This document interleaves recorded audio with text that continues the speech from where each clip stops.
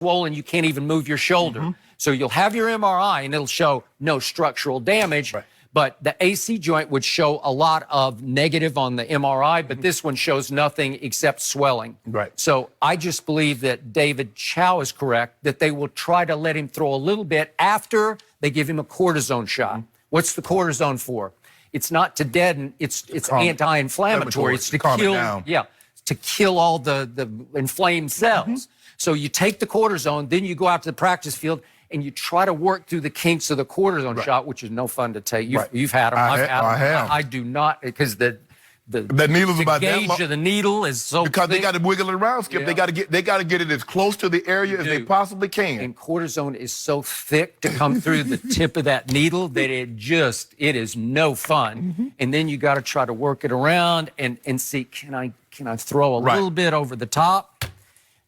I don't know. Now, here's my point about this game. You've talked all year about Ezekiel Elliott, that he's the driving force, says you.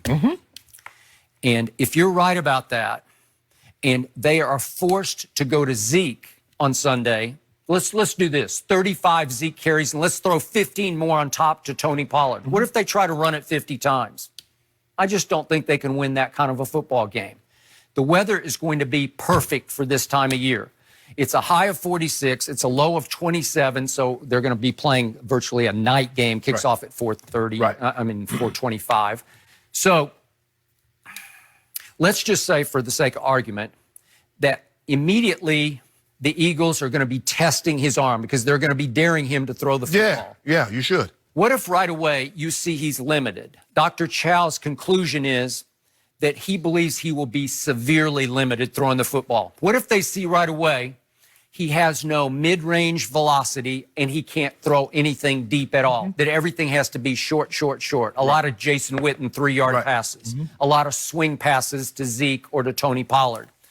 If they see that, I'm sunk, and we will lose this game because I don't think Zeke can beat that front seven.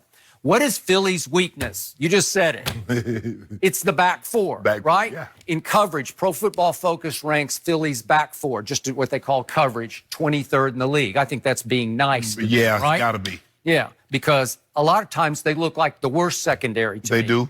So my point is, this game for me from the start was a Dak game. It's not a Zeke game, it's a Dak game. It's made to order for Dak Prescott. Perfect conditions, high of 46 in the afternoon, light wind, no precipitation. What more could you ask for on December 22nd in Philadelphia, Pennsylvania? It's perfect. It's balmy. What did Dak do to this team last year in Philadelphia? Well, he threw for 270 yards and a touchdown as they shocked the Eagles and turned their season around in the first real big game with Amari after 1 week of practice. And then they came back to Jerry World. And remember what he did in that game? He threw for 455. This is Dak Prescott. And in the fourth quarter and overtime, he threw for 243 yards and 3 touchdowns. Went 17 of 20. Why was that? Because your secondary is atrocious. They are. And Amari feasted. Okay? So I got it. Gallup will feast. Randall Cobb can feast. Everybody can feast. Blake Jarwin can feast. It's made to order for Dak Prescott. But if he can't throw, it's such a huge advantage to Philly because it plays right into, well, listen, what Dak does best, they do worse. They can't defend the pass. Well, Skip, let's just say for the sake of argument, Dak is somewhat limited. Well, Ezekiel Elliott is a nice second option if you believe that he is the second option and Dak is the first option. If Dak is a Ferrari, well, Zeke is a Bentley, which is not bad. I give you that, and I totally respect that. And I think they're 1 and 1A. I don't think it's like 1-2, 1 and 1A. But the thing is, Skip, is that when you look at now, it was being reported that Arcega-Whiteside was limited in practice with a foot injury. So now they're already down D-Jack. They're already down Alshon. Lane Johnson probably isn't going to go. So you're relying on Greg Ward Jr. You're relying on Boston Scott. At some point in time, Skip, you're not going to win a whole bunch of games when you're relying on guys that started the season on the practice squad and you are in a game of this magnitude. There's a reason why you have these. Jerry got these stars. Jerry was upset. He's like, look at my stars. I'm paying these guys a king's ransom. I need to get more. Jerry was upset, not that he was losing the game. He says, I'm losing the game with stars. Well, WP doesn't have that right now. Most of his guys that he was going to be counting on. Now, I get it that Jordan Howard is coming back, but what can we expect, Skip? The guy's been away for a month and a half. Okay, but I like Miles Sanders a lot, and I think they're liking him more and more. And Carson's getting more comfortable throwing to him also, because he threw that bullet up the sideline for a touchdown. He's been great on screens. Miles Sanders has. He's run better between the tackles. He's shown us something. But, Skip, at some point in time, this is a talent league. This is a talent league. And right now, the Eagles are devoid of that on the offensive side of the football. They have it on the defensive side, but for whatever reason, they haven't played like we thought they would play. This is not the Eagles defense that I expected to see this year. Not with those guys, because they've had, granted, Malik Jackson went down early, but Malik Jackson wasn't there last year. I did not expect this defense to look this bad, but they look bad for whatever reason. And Carson Wentz has played unbelievable the last 2 weeks. He was 11-11 last week with 2 touchdowns. He had to be, or they're going to lose. Now, the one thing in a game of this magnitude that you can't do, what he's done over the course of this season, is put the ball in harm's way. He has. He's fumbled the ball an awful lot. In a game of this magnitude, when you're the lesser of the team as far as talent-wise, the way you let them blow you out is that you give them extra possessions. Carson Wentz must take care of the football. I'm not saying Dougie P has to call the game cautious, but he must tell Carson, you got to protect the ball in the pocket. Skip, this one-handed, if you notice when he gets the ball knocked out of his hand in the pocket, he's got it like this. He's lost a fumble in 5 straight games, and he lost what looked like a critical one at Washington last Sunday, and they overcame it because of his last drive. Well, the thing is that this is Dak. That's not Dwayne Haskins. And he needs to take what he needs to do this offseason is go study Tom Brady and study Breeze and see how they climb the pocket with both hands on the ball. You see how they roll their shoulders and get away from guys. They never take the second hand off the ball until they're ready to throw it. He has the ball running back. He like LaShawn McCoy with the ball, got the ball carried like a loaf of bread, and it comes out.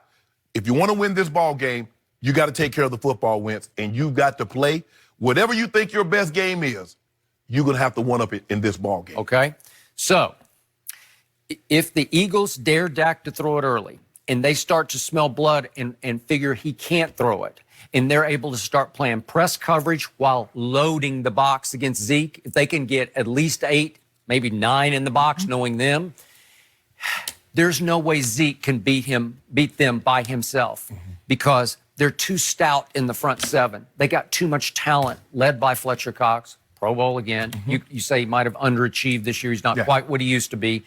They're just too proud. They're playing at home. And remember, my team has beaten the Eagles 4 straight times. You don't think that sticks in their craw? At some point, they just rise up and say, you know what?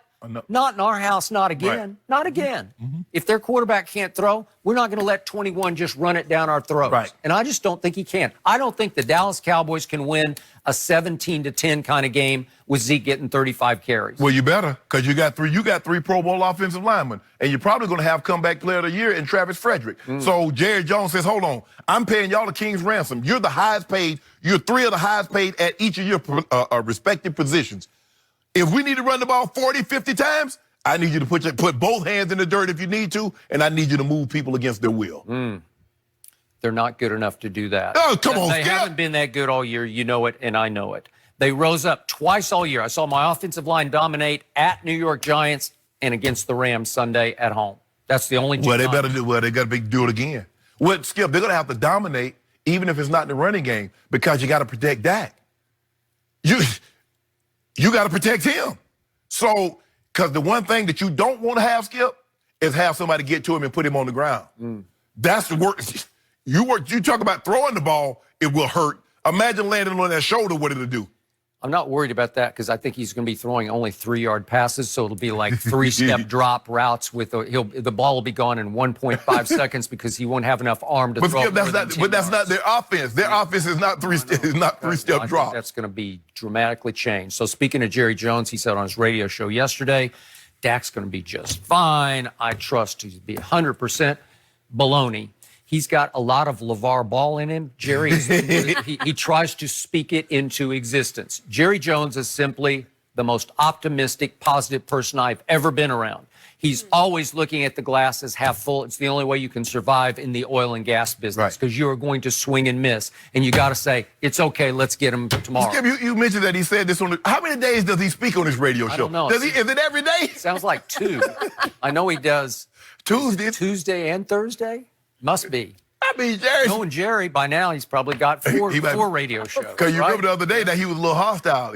Jerry said, I ain't up for no bull job today. Okay, so the truth is, I'm just telling you in my heart, I don't love this game for my team. I don't think my quarterback will be remotely right. And I don't think they can win a low-scoring game. But I'll go with my heart again, and I'll say if Dak is even 80% of Dak, I think we can jump ahead. And the one great thing about playing at Philadelphia, and I've covered many a game at Philly, is that those fans are as quick to boo as they are to cheer. Oh, you counting on the fans turning on them? They will, because they once booed Santa Claus. This was way back in 1968 at a game. They threw snowballs at Santa Good, he didn't bring no gifts. They should have booed him. All right, so here we go. So if we could have any kind of repeat of the way the game started at Jerry World on October 27th, I'll be good to go, because they will turn on that team, because they've been as down on their team as I've been on my team much of the year, because their team went down to Miami and laid a big egg down there on South Beach, right? We shouldn't be surprised by that. The Patriots got booed a couple of weeks ago. After all they've done, they've just gone to the AFC Championship game every year since 2010. These are really, this is... Oh, yeah, we with it. This is the city of brotherly shoves.